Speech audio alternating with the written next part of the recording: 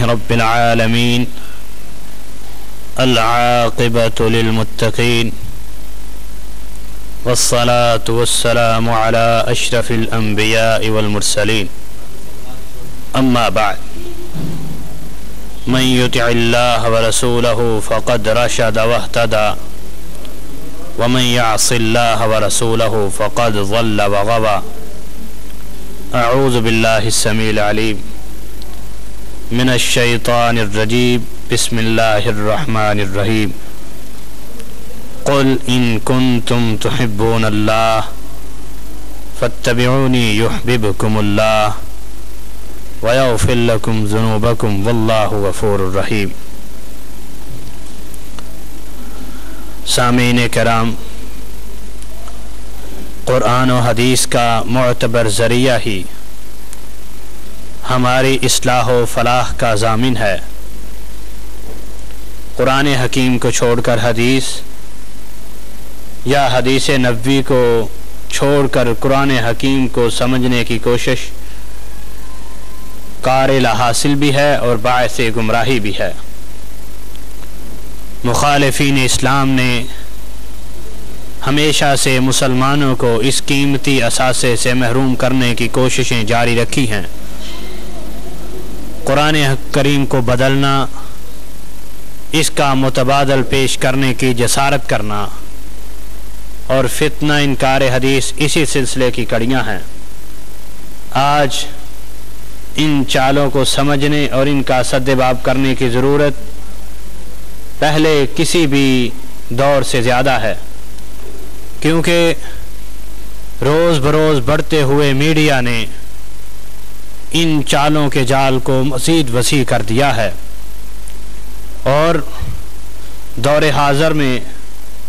وطن عزیز پاکستان میں حدیث کی اہمیت و حجیت کو اجاگر کرنے کی ضرورت اس لیے بھی زیادہ ہے کہ اپنوں کے بھید میں غیروں کا ایجنڈا پورا کرنے کی کوششیں کی جا رہی ہیں، اور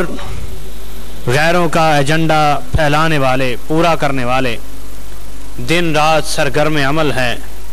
صبح و شام گمراہی کو پھیلا رہے ہیں۔ اور کسی شاعر نے کہا تھا،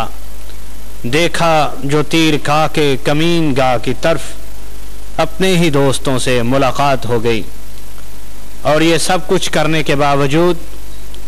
وہ ہماری روحانی زندگیوں کے ضامن بھی ہیں اور حدیث کے جدیدیت کے بانی بھی۔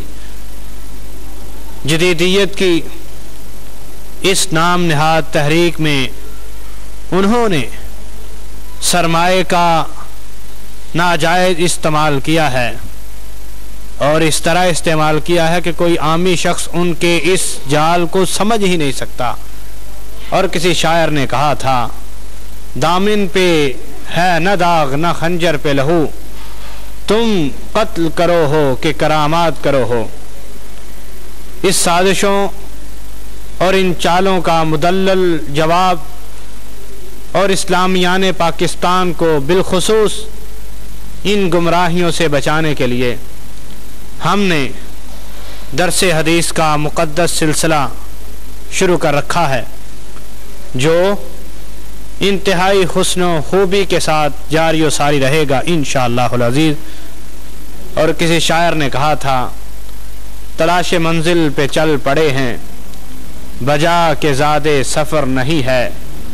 مگر ہم ہی کامیاب ٹھہریں گے، ہمیں مٹنے کا غم نہیں ہے۔ میرے رفیقو ہے تمہیں گما کہ ظلم کی شب نہ ڈلے گی، نہیں نہیں کوئی ایسی شب نہیں جس کی روشن سحر نہیں۔ آج کے اس درس میں ہم نے